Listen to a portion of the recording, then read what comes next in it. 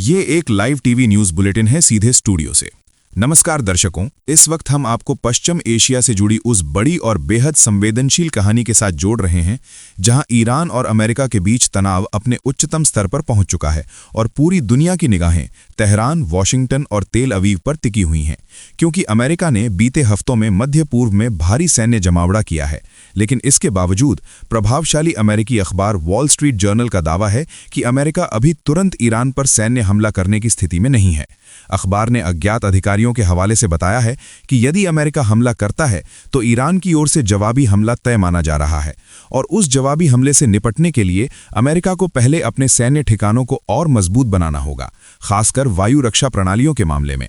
इसीलिए वॉशिंगटन इस समय हमले से पहले अपनी सुरक्षा तैयारी पूरी करने पर जोर दे रहा है।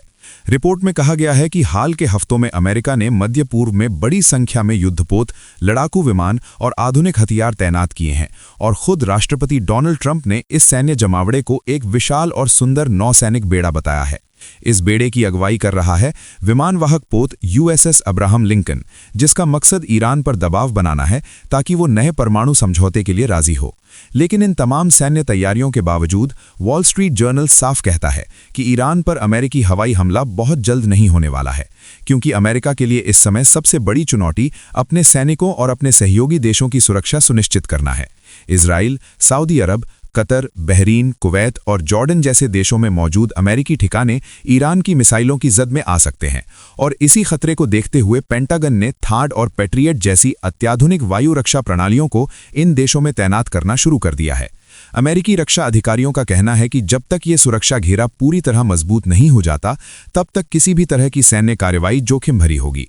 आपको याद दिला दें कि पिछले साल जून में जब अमेरिका और इजराइल ने ईरान के परमाणु ठिकानों पर हमला किया था, तब ईरान ने पलटवार करते हुए इजराइल पर हमला किया और कतर के अल उदीद अमेरिकी अड्डे पर मिसाइलें दागी थीं। हालांकि पहले से चेतावनी मिलने के कारण वहां नुकसान सीमित रहा, लेकिन इस बार अमेरिका उसी कमजोरी को दूर करना चाहता है।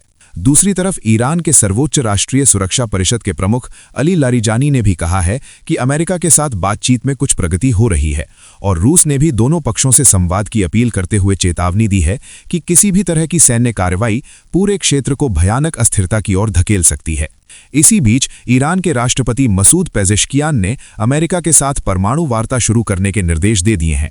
ईरानी समाचार एजेंसी फार्स के मुताबिक राष्ट्रपति ने बातचीत का रास्ता खोलने का आदेश दिया है। हालांकि बातचीत की तारीख अभी तय नहीं हुई है। गौरतलब है कि इससे पहले राष्ट्रपति ट्रंप ने भी कहा था कि वो सैन्य कदम से बचने के लिए किसी समझौते को लेकर आशावादी हैं। लेकिन इन कूटनीतिक संकेतों के बीच ईरान के भीतर हालात बेहद तनावपूर्ण बने हुए हैं। 30 जनवरी की रात ईरान और प्रवासी ईरानियों में अचानक दहशत फैल गई। अफवाहें फैल गईं कि अमेरिका किसी भी वक्त हमला कर सकता है। तेहरान में रहने वाले 43 साल के इंजीनियर मीलाद बताते हैं कि वो पूरी रात सो नहीं सके। हर बार चौंक कर उठ जाते थे और कान लगाकर सुनते थे कि कहीं धमाके की आवाज ना आ जाए।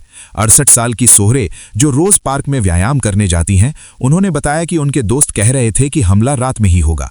सोहरे विदेशी हमले के खिलाफ हैं और कहती हैं कि लोग सोचने समझने की क्षमता खोते जा रहे हैं। उन्हें लगता है कि अमेरिका हमला करेगा तो सब ठीक हो जाएगा, जबकि सच ये है कि युद्ध आम लोगों की जिंदगी तबाह कर देता है। एक हफ्ते से अमेरिका की धमकियों ने ईरानियों के दिलों में डर को और गहरा कर दिया है। अमेरिकी नौसैनिक बेड़े की मौजूदगी और इजराइल व सऊदी अरब के साथ हथियारों की डील ने ईरानियों में भ्रम, मानसिक दबाव और अनिश्चित भविष्य का डर पैदा कर दिया है। आर्थिक संकट से शुरू हुए प्रदर्शनों को सरकार ने सुरक्षा बलों के जरिए कुचल गया। सरकारी आंकड़ों के मुताबिक इस दमन में 3117 लोग मारे गए, जबकि मानवाधिकार संगठनों का दावा है कि संख्या 6500 से ज्यादा है। 32 साल की सरकारी कर्मचारी आरजू कहती हैं कि लोगों के भीतर एक दबा हुआ डर है। पिछले साल इजराइल के साथ युद्ध के अनुभव के बाद लोग खुलकर बात नहीं करते, लेकिन सब पहले धमाके का इंतजार कर रहे हैं। उन्होंने बताया कि उनके पड़ोसी ने खिड़कियों के शीशे सील कर दिए हैं और कहा है कि बम गिरने पर सरकार या विपक्ष नहीं देखा जाएगा। डर के इस माहौल में लोग खुद को तैयार करने की कोशिश कर रहे हैं। सरकार ने इंटरनेट बंद कर दिया था और दोबारा चालू होते ही सोशल मीडिया पर मिसाइलों से बचने के तरीके फैलने लगे। लोगों को सलाह दी जा रही है कि 10 दिन का खाना और पानी जमा करें, प्राथमिक चिकित्सा किट रखें, जरूरी दस्तावेज बैग में तैयार रखें, खुले रास्ते साफ रखें और धमाके की आवाज सुनते ही जमीन पर लेट जाएं। बुजुर्ग अमीन, जिन्होंने ईरान इराक युद्ध और पिछले साल का युद्ध देखा है, कहते हैं कि वो सरकार से नफरत करते हैं, लेकिन युद्ध से भी नफरत करते हैं, क्योंकि युद्ध सब कुछ बर्बाद कर देता है। ये डर सिर्फ ईरान के भीतर नहीं, बल्कि विदेशों में रह रहे करीब 4 मिलियन ईरानियों में भी है। फिनलैंड में रहने वाली फातिमा अपने बूढ़े माता पिता के लिए चिंतित हैं और उन्हें तेहरान छोड़ने को कह रही हैं। वहीं शहरों में ऊपर से शांति दिखती है, दुकानें खुली हैं, बच्चे स्कूल बस का इंतजार कर रहे हैं, लेकिन इस शांति के भीतर गहरी आशंका छिपी है। छात्र सरोज कहते हैं कि पिछली लड़ाई के बाद लोग मानसिक रूप से तैयार हैं। वहीं 41 साल की साबा अपने बच्चों के भविष्य को लेकर चिंतित हैं और सरकार, निर्वासन में बैठे नेताओं और संभावित युद्ध पर गुस्सा जताती हैं। इसी बीच एक अहम घटनाक्रम में सरकार विरोधी प्रदर्शनों में गिरफ्तार किए गए इरफान सुल्तानी को जमानत पर रिहा कर दिया गया है। पहले उन्हें मौत की सजा सुनाई गई थी, लेकिन अंतर्राष्ट्रीय दबाव के बाद सजा कम की गई। इस मामले ने दुनिया भर में हलचल मचा दी थी। उधर इन सब राजनीतिक और सैन्य तनावों के बीच ईरान अपने अंतरिक्ष प्रोग्राम को भी आगे बढ़ा रहा है। राष्ट्रीय अंतरिक्ष प्रौद्योगिकी दिवस के मौके पर ईरान नया उपग्रह चित्र और नई अंतरिक्ष सुविधा पेश करने की तैयारी में है। ईरानी अंतरिक्ष एजेंसी का कहना है कि देश ने उपग्रह जीवन चक्र की पूरी क्षमता हासिल कर ली है और चाबहार अंतरिक्ष केंद्र से भविष्य में प्रक्षेपण की योजना है। यानी एक तरफ युद्ध का साया है तो दूसरी तरफ तकनीकी शक्ति दिखाने की कोशिश।